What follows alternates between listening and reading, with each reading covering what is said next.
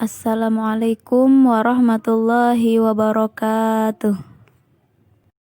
Bertemu lagi di video kali ini pada mata kuliah Psikologi Umum. Dosen pengampu Ibu Lailatul Izzah, PSM PSI. Kelas bilingual 1A, kelompok 5. Berikut biografi kami.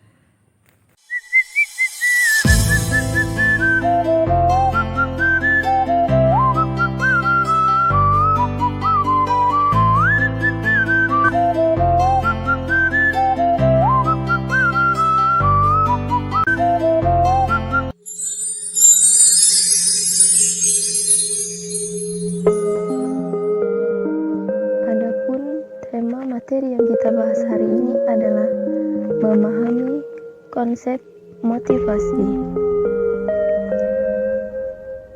Poin yang akan kita bahas ada 3. Yang pertama itu definisi, yang kedua teori motivasi, dan yang ketiga faktor yang mempengaruhi motivasi.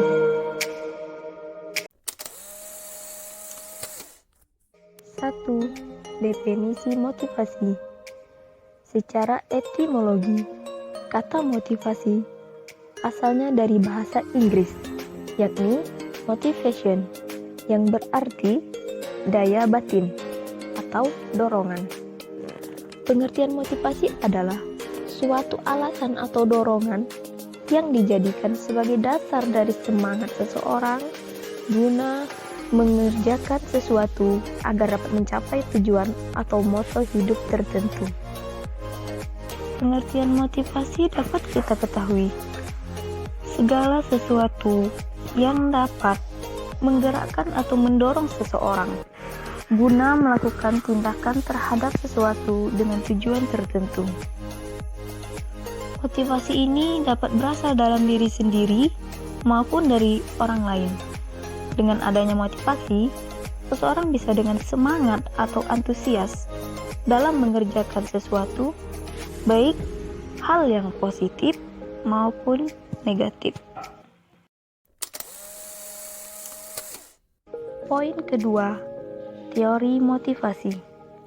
Yang pertama, Emil Kent, Encyclopedia, berpendapat bahwa motivasi adalah suatu kecenderungan atau sifat pertentangan yang ada pada diri individu untuk membangkitkan semangat serta dorongan, topangan, dan juga arahan untuk melakukan sebuah tindakan.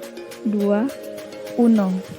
Motivasi adalah suatu dorongan eksternal dan internal pada diri individu yang dikarenakan adanya minat serta keinginan, kebutuhan, dorongan, cita-cita, harapan, serta tujuan. Motivasi sendiri adalah sesuatu yang bisa membuat individu mau mengerjakan sesuatu. Halaman selanjutnya, teori yang ketiga, Hamalik. Motivasi adalah perubahan energi yang ada pada diri seseorang yang ditandai dengan adanya perasaan serta reaksi untuk mencapai sebuah tujuan. 4. Uno, versi 2. Motivasi merupakan suatu dorongan eksternal dan internal yang ada pada diri individu serta diindikasikan dengan munculnya minat, keinginan, serta hasrat, kebutuhan dan juga dorongan, cita-cita serta harapan, dan penghargaan serta penghormatan.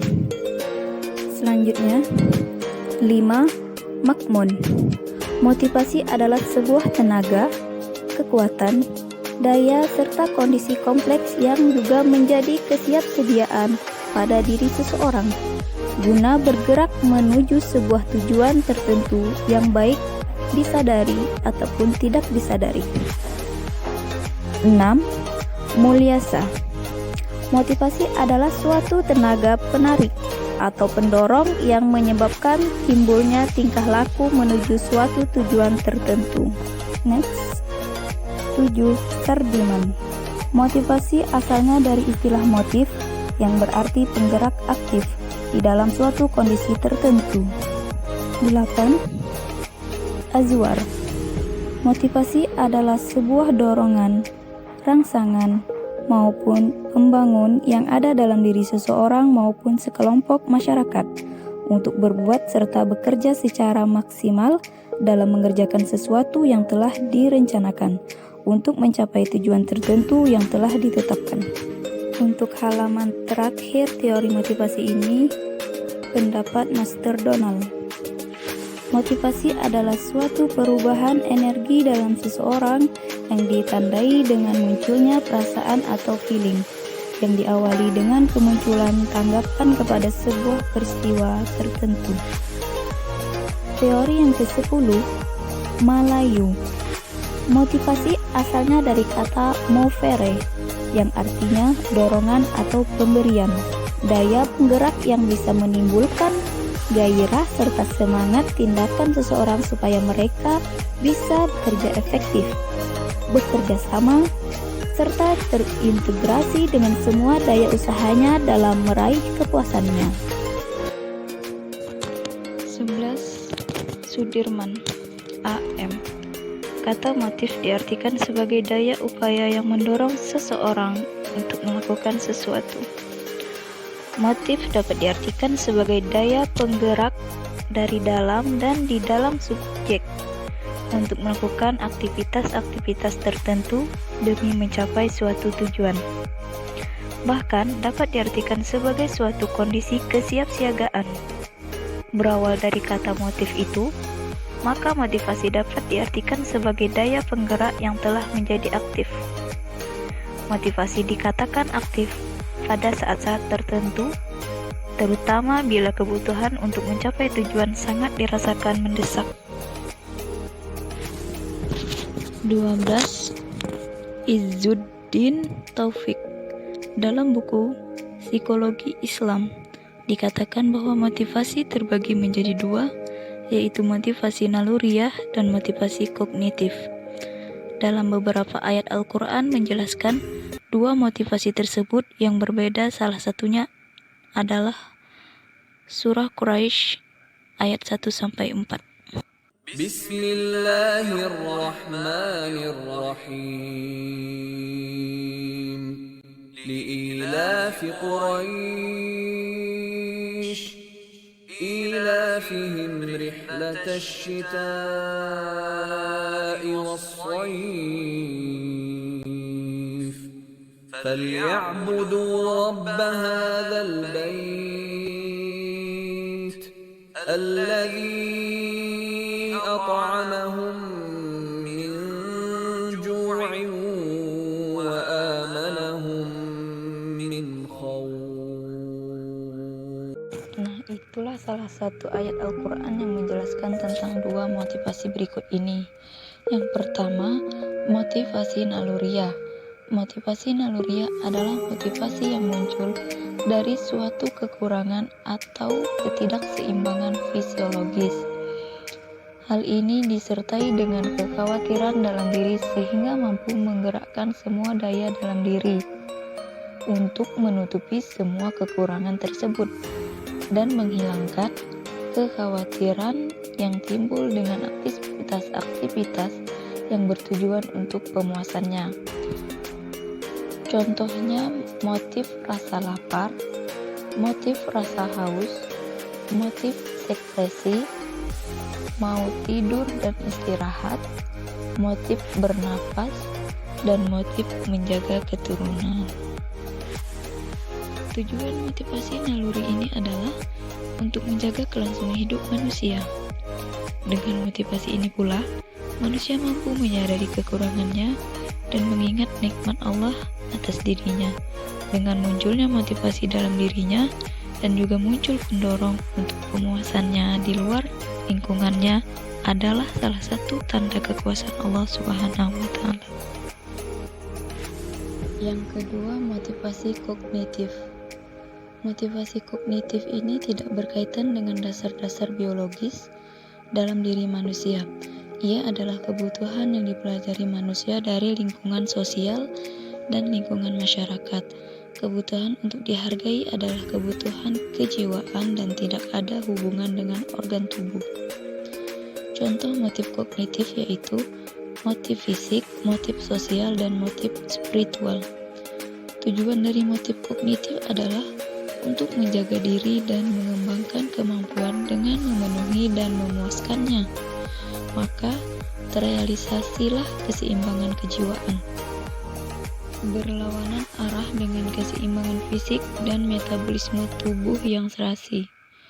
Bila manusia mampu memenuhi kebutuhan atau motif naluriah instinktifnya. Nah, teori-teori itulah yang kami bahas pada pertemuan ini. Poin yang ketiganya, faktor yang mempengaruhi. Mempengaruhi apa? Yaitu mempengaruhi motivasi. Nah, jadi faktornya ada dua. Yang pertama, faktor internal. Faktor internal merupakan faktor motivasi yang asalnya ada pada dalam diri seseorang individu. Faktor yang kedua, faktor eksternal. Faktor eksternal merupakan faktor motivasi yang asalnya dari luar diri seorang individu. Nah, kami jelaskan faktor internal terlebih dahulu. Motivasi internal ini muncul sebabnya ada keinginan dari seseorang agar mempunyai prestasi serta tanggung jawab di dalam kehidupannya. Beda halnya dengan motivasi eksternal. Kalau motivasi eksternal itu motivasi yang muncul sebab adanya peranan dari luar. Sebagai contoh, organisasi yang menuntut perilaku seseorang dalam menjalani kehidupannya. Menurut Dr. Randus Haji Ahmadi dalam bukunya yang berjudul Psikologi Sosial, bahwa faktor yang mempengaruhi munculnya motivasi karena biogenetis, sosiogenetis, dan teogenetis. 1. Motivasi biogenetis merupakan motivasi yang berasal dari kebutuhan organisme manusia demi kelanjutan kehidupannya secara biologis, dengan kata lain, kebutuhan jasmani sebagai makhluk hidup. Motivasi ini adalah asli dari dalam tubuh manusia serta berkembang dengan sendirinya. Contohnya, rasa lapar, haus, sakit, dan sebagainya. 2. Motivasi sosiogenetis merupakan dorongan yang ada hubungannya dengan individu lain dalam masyarakat. Motivasi ini sangat bergantung dengan lingkungan individu tersebut. 3. Contohnya, motivasi teogenetis estetis. Motivasi ini berasal dari interaksi antara manusia dengan Tuhannya, seperti melakukan berbagai kegiatan ibadah dan berusaha merealisasikan norma-norma agama yang diyakininya dalam kehidupannya sehari-hari. Contohnya, melakukan segala sesuatu yang diperintahkan oleh agama dan Tuhannya.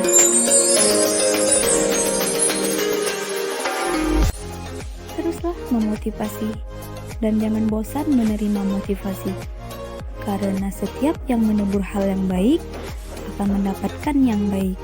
Tapi jika yang kita teburkan hal yang tidak baik, alhasil pun akan zonk.